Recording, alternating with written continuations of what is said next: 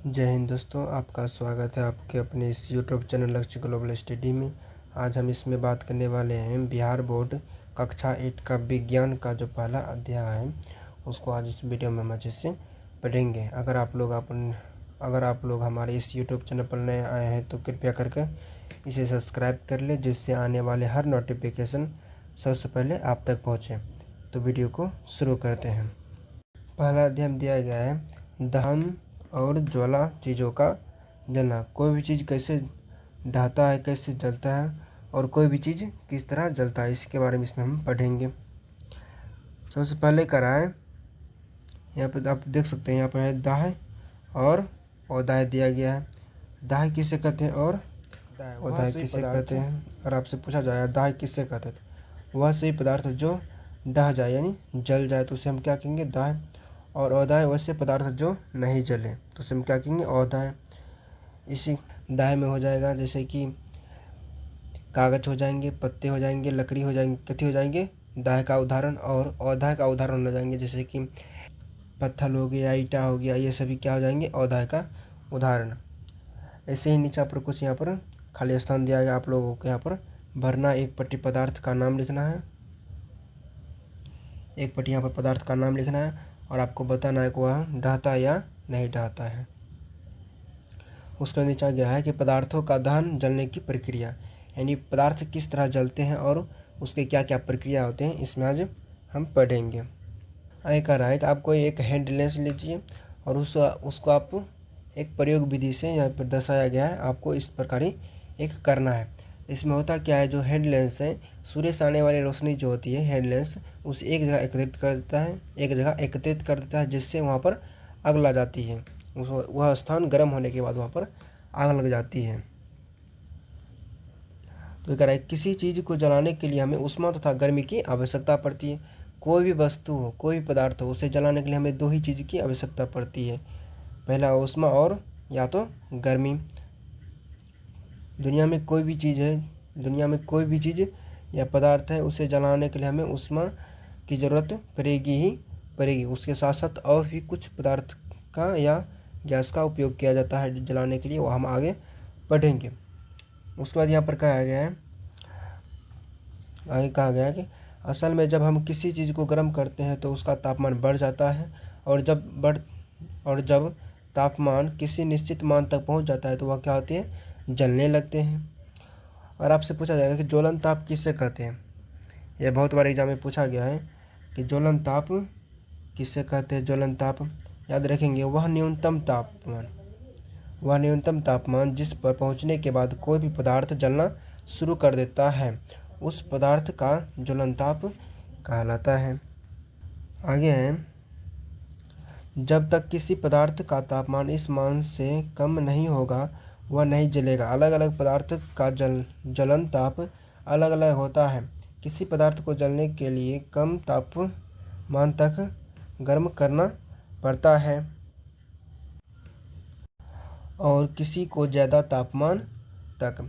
पदार्थ का ज्वलन ताप उसके प्रकृति पर निर्भर करता है। गर्मियों के मौसम में बहुत अधिक गर्मी पड़ने पर कुछ स्थानों में सूखी घास आग पकड़ लेता है, जिससे पूरा जंगल ही आग की लपेट में आ जाता है, जिसे हम दावानल कहते हैं। अगर आपसे एग्जाम पूछा जाएगा दावानल किसे कहते हैं, क्या बोलेंगे, सूखी फूकी घास में अधिक गर्मी के कारण आग लग जाती है तो उसे हम क्या कहते हैं, दावानल कहते हैं। उसके बाद आगे कहा गया है, आगे कह रहा है, वह पदार्थ जिसका ज्वलन ताप कम होता है वह आसानी से आग पकड़ लेता है। जिसका ज्वलन ताप सबसे कम रहेगा वह आसानी से आग पकड़ लेगा। कभी कभी माचिस की तीली ऐसे ही स्टोव के बर्नर के बगल में आग की ज्वाला से दूर रखे रहने पर भी आग पकड़ लेती है। क्या आप इसका कारण बता सकते हैं। किसी पदार्थ का ज्वलन ताप उस पदार्थ की रासायनिक प्रक्रिया पर निर्भर पड़ती है।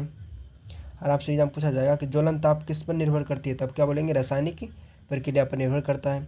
पेट्रोल का ज्वलन ताप केरोसिन के ज्वलन ताप से कम होता है।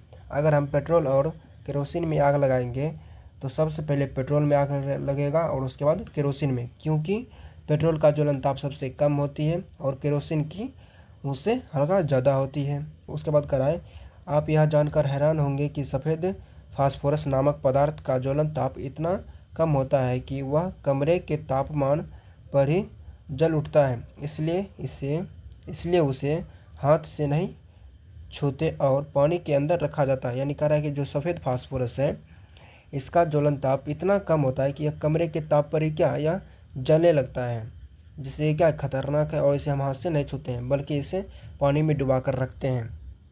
उसके बाद यहाँ पर कहा गया है कि कोई भी चीज़ को जलने के लिए क्या क्या चाहिए, तो यहाँ पर एक प्रक्रिया दिया गया, आपको कह रहा है कि इसे करने के लिए अगर एक एक पढ़ेंगे तो यह बहुत वीडियो लंबा हो जाएगा, इसीलिए अब आपको हम बता देते हैं। जैसे कि आप एक गिलास लीजिएगा और उसमें एक मोमबत्ती बार दीजिएगा और जब मोमबत्ती बारिएगा तो उसके ऊपर एक गिलास धर दीजिएगा, जिससे कोई भी चीज़ जैसे कि जलता है तो वो बिना ऑक्सीजन के वह नहीं जल सकता है। लेकिन जब उसके ऊपर पर हम गिलास देंगे तो अंदर में ऑक्सीजन जाना बंद हो जाएगा, जिससे क्या होगा उसमें आग धीरे धीरे कम हो जाएगा और वह धीरे धीरे बुझ जाएगा। वही कह रहा है दहन करने के लिए हमें ऑक्सीजन की आवश्यकता पड़ती है, यही इसमें बताया गया है। कहा गया है कि कोई भी मोमबत्ती, डिबिया, कोई भी लाइटर को जलाने के लिए ऑक्सीजन का होना अत्यंत आवश्यक है, उसके बिना यह आग नहीं लगेगा। उसके बाद यहाँ पर एक प्रैक्टिकल दिया गया है। अब कह रहा है कि आपको करने के लिए करना क्या, एक मोमबत्ती लेना, उसके बाद एक कागज़ का कटोरी बनाइए और उसमें एक पानी डालिए और पानी डालने के बाद आप क्या करिए, उसे मोमबत्ती के ऊपर पर रखिए और उसे जलाने की कोशिश करिए, लेकिन वह नहीं जलेगा। क्यों नहीं जलेगा? क्योंकि जो मोम है, मोमबत्ती, उससे जो गर्मी उष्मा निकली वह चाहेगा हम पेपर को जला दे, लेकिन उसमें जो उष्मा गया है तो वह उष्मा क्या हो जाएगा, ऊपर में जो पानी है पानी सूख लेगा, जिससे क्या होगा उसमें आग नहीं लगेगा। वही कहा गया है कागज़ की कटोरी से उष्मा का संचारण जल में होते रहता है, कागज़ जलने से बच जाता है, वह इसमें बताया गया है। आगे कह रहा है कि आपने देखा होगा लकड़ी वाले चूल्हे में कुछ खाली स्थान होती है, आपने देखा होगा कहीं। दूसरा कह रहा है कि केरोसिन वाले स्टोव में एक छिद्राकार लोहे का गोला वाली रचना होती है, जिससे होकर नीचे से हवा का प्रवेश होता है, जिससे बर्नल में केरोसिन तेल से भीगे कपड़े की बत्ती में तेल को जलने में मदद करता है। तीसरा कह रहा है कि गैस स्टोव के बर्नल में कई छोटे छोटे छेद होते हैं, जिससे हवा प्रवेश करती है और ईंधन को जलने में मदद करती है। आप यहाँ पर एक शब्द देख रहा होगा, आप यहाँ पर एक ईंधन शब्द का प्रयोग हुआ है, यहाँ पर क्या है, ईंधन। तब थोड़ा जान लेते हैं ईंधन किससे कहते हैं। जिसे जलाने पर उष्मा तथा प्रकाश की प्राप्ति हो। अगर आपसे एग्जाम पूछा जाएगा कि ईंधन किससे कहते हैं तो आप लोग क्या बोलेंगे, जिसे जलाने पर उष्मा तथा प्रकाश की प्राप्ति हो उसे हम क्या कहेंगे, तो ईंधन कहेंगे। जैसे हो जाएगा डीजल, पेट्रोल, कोयला, इसे भी क्या एक प्रकार का ईंधन है। उसके बाद आगे कह रहा है कि दहन के लिए वायु का होना आवश्यक है, ये हमने पढ़ लिया था पहले भी। साधारणतः जलना एक रासायनिक प्रक्रिया है। और आपसे एग्जाम पूछा जाएगा कि जलना कौन सी प्रक्रिया है तो आप लोग क्या बोलेंगे, जलना एक रासायनिक प्रक्रिया है जिसमें 3 चीज़ों की आवश्यकता पड़ती है। कोई भी चीज़ को जलने के लिए मुख्यतः 3 चीज़ की आवश्यकता पड़ती है। पहला, ज्वलनशील पदार्थ का होना। पहले तो हम यह देखेंगे वह पदार्थ जलने योग्य है या नहीं है। उसके बाद दूसरा कह रहा है कि ज्वलन ताप तक पहुंचने का उपाय, यानी कि उसे हम जलाएंगे तो किस तरह जलाएंगे उसका कोई उपाय होना चाहिए। उसका तीसरा कह रहा है हवा की ज़रूरत, कि हम मुख्यतः 3 होते हैं जो कि इसके बिना आग किसी चीज़ में नहीं लग सकता है। पहला है ज्वलनशील पदार्थ का होना, उसके बाद कह रहा है कि ज्वलन ताप तक पहुंचने का उपाय, और तीसरा कह रहा है हवा की ज़रूरत। हवा के बिना भी आग नहीं लग सकता है जब तक उसमें हम ऑक्सीजन नहीं देंगे। उसके बाद थोड़ा सा इसको पढ़ लेते हैं। उसके बाद आगे कह रहा है कि आप देखते हैं कि बरसात के मौसम में माचिस की तीली, एक लकड़ी इत्यादि आसानी से नहीं जलते हैं क्योंकि वह मेहा जाता है। इसके क्या क्या कारण हो सकते हैं। इसके 2 कारण है कि ठंड में वातावरण का ताप कम हो जाता है और नमी रहती है। नमी अर्थात पानी। यहाँ पर एक शब्द दिया है नमी, ये शब्द क्या है, नमी। तो नमी का मतलब क्या होता है, भींगा हुआ या तो पानी। वातावरण में नमी ज़्यादा हो जाती है, यानी पानी ज़्यादा हो जाती है। गर्मी के दिनों में नमी की मात्रा कम रहती है तथा वातावरण का तापक्रम ज़्यादा होता है। ऐसे दिनों में आप देखेंगे कि माचिस की तीली या गोईठा आसानी से जल जाता है, यानी गर्मियों के समय में गोईठा आसानी से जल जाता है। यदि ये सभी जलावन नम हो तो जलने में कठिनाई होती है। गोईठा, लकड़ी इत्यादि भी केरोसिन डालकर जलाने से जल जाती है। यानी अगर कोई पदार्थ है, जैसे कि ठंडी के दिन आ गया है, तो क्या होगा, नमी भर जाएगा। नमी भरने के कारण गोईठा है, लकड़ी है, वो क्या भीग जाएगा। इसे हम जलाने के लिए क्या करते हैं, उस पर केरोसिन या डीजल का छिड़काव करते हैं, जिससे क्या होगा, आसानी से आग पकड़ लेता है। उसके बाद यहाँ पर कह रहा है कि माचिस का इतिहास यहाँ पर दिया गया है। इसमें कह रहा है कि आप जानते ही होंगे कि पुराने समय में चम्मक पत्थरों को आपस में रगड़ने से निकलने वाली चिंगारी से आग लगाया जाती थी। माचिस बनाने का प्रयास सबसे पहले सन 1680 में हुआ था। रॉबर्ट वायल ने कागज के टुकड़े पर सफ़ेद फास्फोरस लगाकर उसे सल्फर लगे कागज पर रखा। यानी एक रॉबर्ट वायल नामक एक साइंटिस्ट थे, जिन्होंने एक कागज के टुकड़े पर सफ़ेद फास्फोरस और सल्फर लगे कागज पर रखा। ऐसा करने पर कागज ने आग पकड़ लिया। सफ़ेद फास्फोरस बहुत ही कम तापमान पर आग पकड़ लेता है, इस कारण से यह बहुत खतरनाक भी होता है। इस तरह से माचिस काफ़ी खतरनाक थी पहले के समय में। माचिस का जो रूप आज है, उसके बनने की शुरुआत 1845 में लाल फास्फोरस के आविष्कार के बाद हुआ। अगर आपसे एग्जाम पूछा जाएगा कि माचिस बनने की शुरुआत कौन से फास्फोरस के बाद हुआ, तो क्या बोलेंगे, लाल फास्फोरस के बाद हुआ। लाल फास्फोरस अपने आप आग नहीं पकड़ता है। वो जो सफ़ेद फास्फोरस था वो अपने आप आग पकड़ लेते थे कमरे के तापमान पर, लेकिन ये जो लाल फास्फोरस है यह कमरे के तापमान पर आग नहीं पकड़ते थे। वही कह रहा है कि लाल फास्फोरस अपने आप आग नहीं पकड़ता है, बल्कि रगड़ने पर ही जलता है। अपने घरों में जो माचिस की डिब्बी आप देखते हैं, उसमें तीली पर लगा रसायन पोटेशियम क्लोरेट होता है। यहाँ पर VVI क्वेश्चन है, आप लोग इसे नोट डाउन कर लीजिए। यहाँ पर कह रहा है कि जो तीली जो होती है, सलाई का तीली, वो जो सलाई का तीली पर जो लगता है, तो जो रसायन लगा होता है, जो सलाई तीली देखे होंगे, उस पर जो रसायन लगा होता है वह क्या होता है, तो पोटेशियम क्लोरेट होता है। वो क्या होता है, पोटेशियम क्लोरेट होता है। और वो तो वहीं जो डिब्बी होती है जिस पर हम खींचते हैं उस तीली को, तो उस पर लाल फास्फोरस, उस पर क्या लगा रहता है, तो लाल फास्फोरस और सल्फ़र लगा होता है, जिस पर घिसने के बाद उसमें आग पकड़ लेती है। उसके बाद कराए, माचिस की तीली डिब्बी पर रगड़ने से आसानी से जल उठती है, पर अपने आप नहीं जलती है, इसलिए खतरनाक भी नहीं होती, क्योंकि वो उसे अपने आप हम उसे नहीं जला सकते हैं। उसे घिसेंगे जब तक नहीं, तब तक वह नहीं आग लगेगा,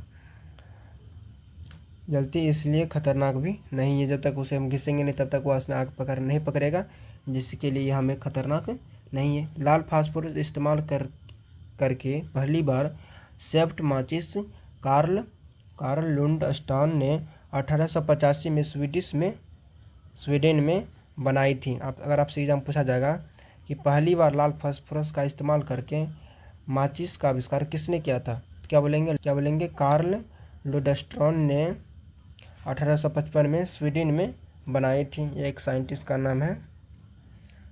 आगे कराएंगे, यहाँ पर मोमबत्ती का कुछ इतिहास दिया गया, आप लोग इसे अच्छे से पढ़ लेंगे। अगर हम इसको एक एक पढ़ेंगे तो वीडियो काफ़ी लंबा हो जाएगा, लेकिन फिर भी कोशिश करते हैं।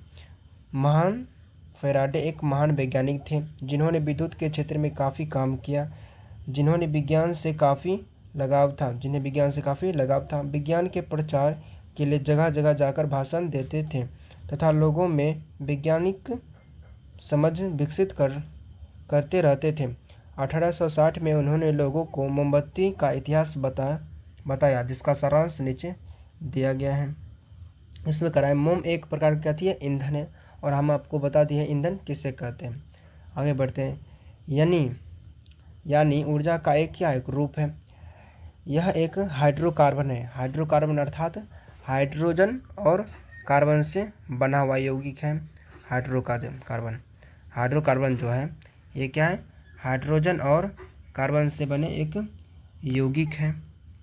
उसके बाद आगे कह रहा है, बनती है। यह मधुमक्खी के छत्ते से भी निकाली जाती है। इसमें एक बत्ती लगी होती है जो चारों ओर मोम से घिरी होती है, अतः इसका नाम पड़ा मोमबत्ती। बत्ती पर भी थोड़ी मोम लगी होती है जिससे जलाई जाती है। बत्ती जब जलने लगती है तो इसके आसपास नीचे वाली मोम पिघलने लगती है। पिघली मोम आगे धागे की सहायता से ऊपर चढ़ता है और गर्म होकर हाइड्रोजन और कार्बन देती है। और आपसे एग्जाम पूछा जाएगा, जो मोमबत्ती का जो मोम पिघलता है वो आगे चलकर जलकर क्या बनता है, तो हाइड्रोजन और कार्बन बनता है, क्योंकि यह हाइड्रो और कार्बन से मिलकर ही बना है। तो ये क्या बनेगा आगे चलकर, जब उसे हम जलाएंगे तो हाइड्रोजन और कार्बन ही बनेगा। हाइड्रोजन सुनहली ज्वाला के साथ जलकर जल वाष्प बनाता है। यह कार्बन को भी जलाता है। कार्बन का कुछ भाग बच भी जाता है जो कि ज्वाला के बाहरी भाग में जलता है। यह काफ़ी मात्रा में ऊर्जा देती है। इस तरह मोमबत्ती प्रकाश और ऊर्जा देती है। इससे उसने यह प्रमाणित भी किया और आप भी कर सकते हैं। 50 मिली का एक बीकर शीशे का गिलास लीजिए, उसमें कुछ बर्फ़ डालिए। उसमें क्या करिए, कुछ एक बर्फ़ डालिए। बीकर के नीचे एक मोमबत्ती जलाकर रखिए। गिलास या बीकर के नीचे जलवाष्प का उपस्थित होना यह प्रमाणित करता है कि जलने पर जलवाष्प बनता है। जो गैस इससे निकलती है उसे अगर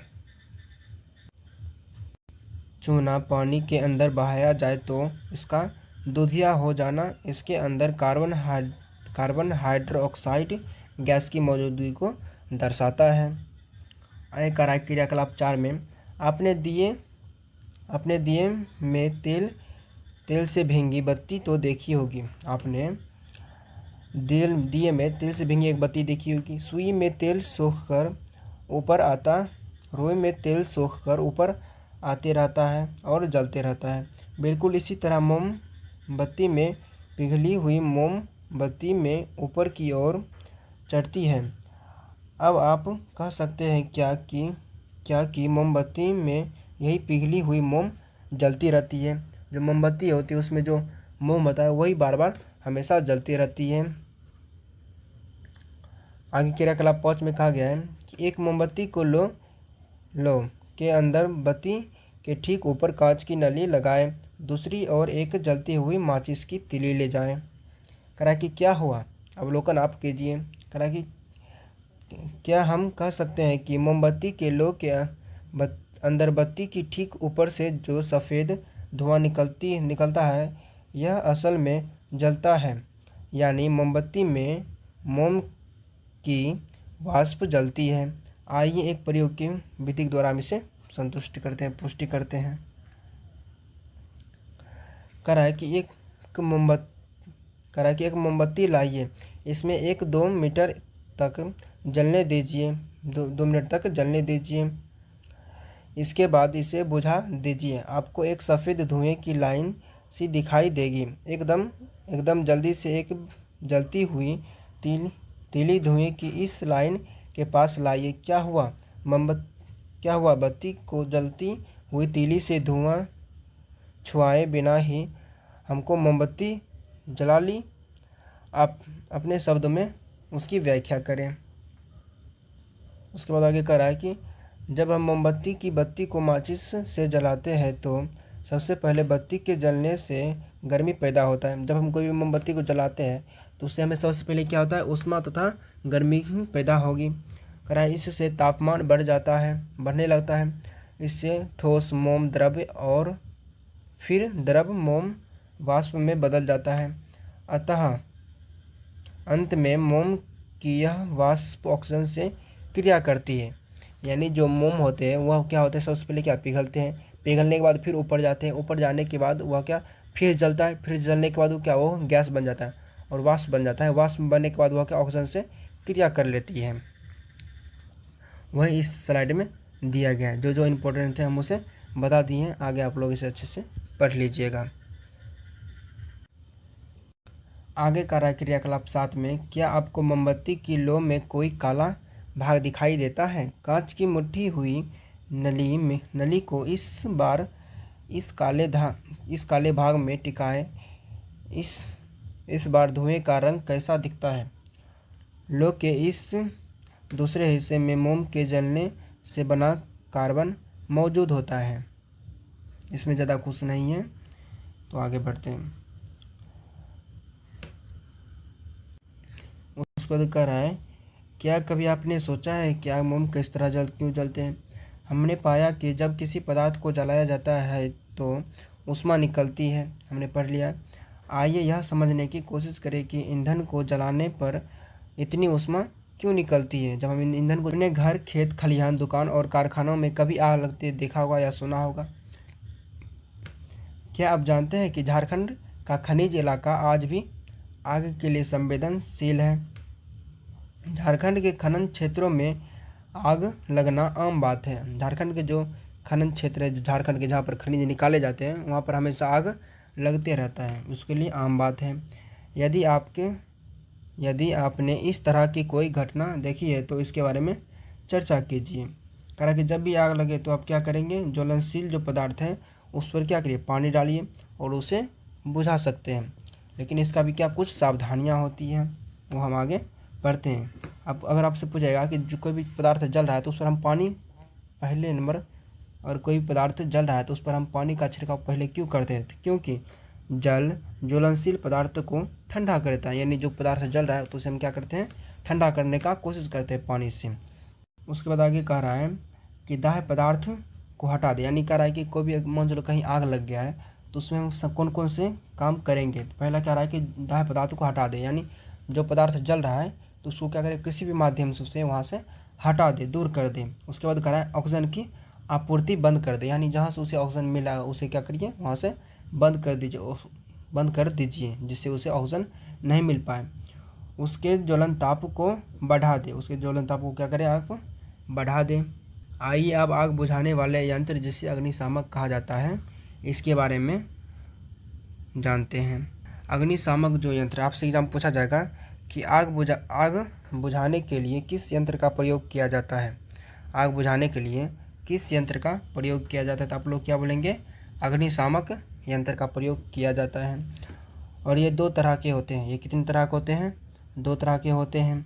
एक जिसमें कार्बन डाइऑक्साइड गैस उच्च दाब पर भरा होता है, और दूसरा जिसमें कांच की एक शीशी में अम्ल और जिस पात्र में कांच का बोतल रखा होता है उसमें सोडियम बाइकार्बोनेट विलयन रखा होता है। आग बुझाने की प्रक्रिया में जब कांच की बोतल का मुंह तोड़ा जाता है तो यह अम्ल सोडियम बाइकार्बोनेट से प्रक्रिया कर कार्बन डाइऑक्साइड बना देता है जो आग का हवा से संपर्क तोड़ देता है। ये उतना इम्पोर्टेंट नहीं है, आगे बढ़ते हैं।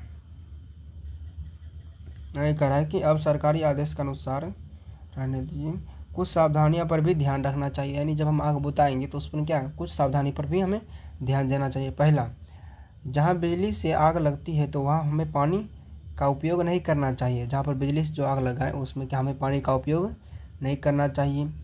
जहाँ तेल में आग लगा हो तो पानी नहीं डालिए, क्योंकि पानी तेल से भारी होने के कारण जो पानी जो है वह तेल के नीचे चल जाएगा और पानी ऊपर चला जाएगा, जिससे आग नहीं बुझ पाएगी।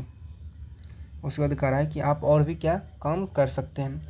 अगर आपसे आग नहीं दमक रहा है, कम नहीं हो रहा है, तो आप क्या, यहाँ पर हेल्पलाइन नंबर दिया गया है, आप लोग इस पर फ़ोन करके अग्निशामक यंत्र को आप बुलवा सकते हैं। या तो आपके आसपास में जितना नंबर होगा आप उस पर कर सकते हैं। उसके बाद कह रहा है कि अग्निकांड क्यों, यानी आग क्यों लगते हैं।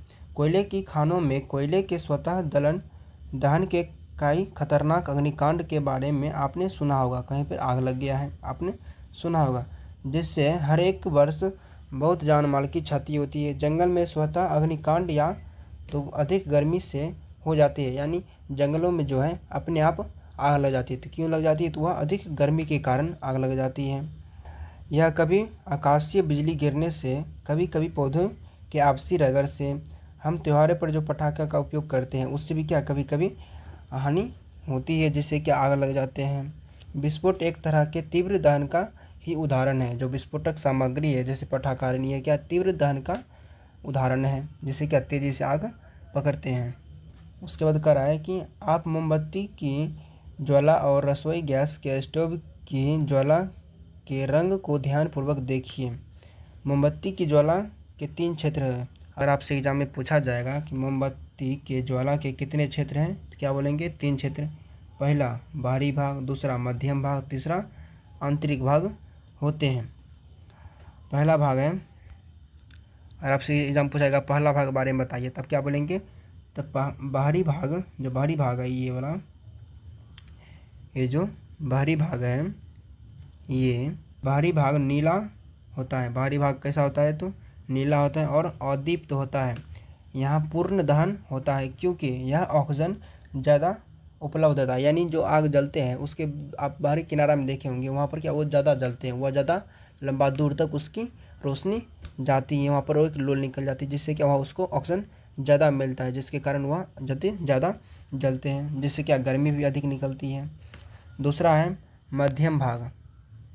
दूसरा क्या है मध्यम भाग। मध्यम भाग पीला और चमकीला होती है। मध्यम भाग कैसा होता है तो पीला और चमकीला होती है। जो दीप्त क्षेत्र है यहाँ कुछ कार्बन के कुछ कण मौजूद होते हैं। यह गर्म होकर वाष्पित हो जाते हैं और चमकने लगते हैं। यहाँ पर पूर्ण दहन नहीं होता है क्योंकि ऑक्सीजन यहाँ कम मिलता है, क्योंकि शुरुआत में जो है वहाँ पर बाहरी क्षेत्र में ज़्यादा ऑक्सीजन मिलेगा, उसकी वजह से हम उसके अंदर जाते जाएंगे उसमें ऑक्सीजन की मात्रा हमको कम दिखती जाएगी, जैसे वहाँ पर कालापन हमको अधिक दिखाई देगा। आगे तीसरा कह रहा है कि यह आंतरिक क्षेत्र बत्ती के एकदम नज़दीक होता है। और आपसे जब पूछा जाएगा कि बत्ती के नीचे सबसे नज़दीक कौन सा भाग होता है तो आंतरिक क्षेत्र रहता है, जो सबसे नज़दीक होता है। और इसका रंग कैसा होता है तो इसका रंग काला होता है। इसका रंग कैसा होता है, इसका रंग काला होता है क्योंकि कार्बन के कुछ कण बच जाते हैं। यह सबसे कम गर्म क्षेत्र है। यानी मोमबत्ती के जो सबसे अंदर वाला क्षेत्र है वहाँ पर क्या सबसे गर्म क्षेत्र रहता है। क्यों, क्योंकि वहाँ पर है कार्बन की मात्रा अधिक रहती है, जिसके कारण वह ज़्यादा ऊष्मा उत्पन्न नहीं कर पाती, जिससे वो क्या हल्का कम गर्म होते हैं। उसके बाद यहाँ पर भी नीचे में स्लाइड दिया गया, आप लोग इसे अच्छे से पढ़ लीजिएगा। यहाँ पर मिटा गया, अच्छा से दिखाई नहीं दे रहा है, जिसके कारण आप लोग खुद से ही पढ़ लीजिएगा।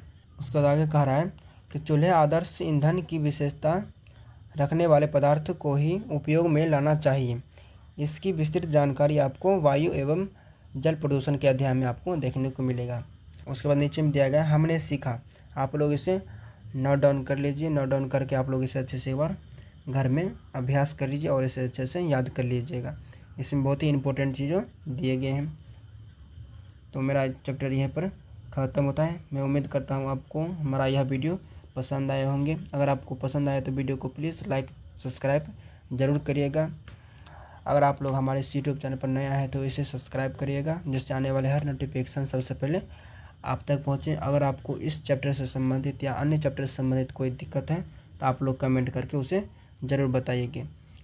तो मिलते हैं अगले वीडियो में, तब तक के लिए जय हिंद, वंदे मातरम।